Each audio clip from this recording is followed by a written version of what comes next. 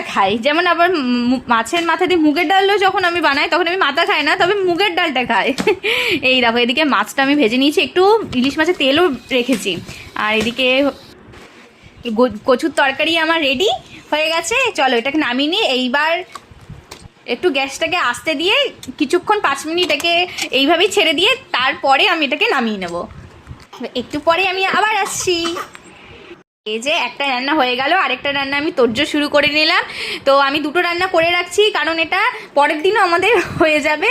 তো ওর জন্য আমি দুটো তরকারি করে রাখছি, যাতে কালকেও যদি থাকে তো কালকেও খেয়ে নেবো। এদিকে মুসুরির ডালও করে নিচ্ছি আমি।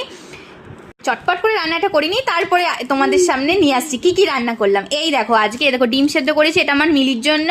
মিলিকে মাংস দিই, তো আজকে মাংস শেষ হয়ে গেছে, ওর জন্যই আজকে আমি ডিম করে নিয়েছি আমাদের সবার জন্য।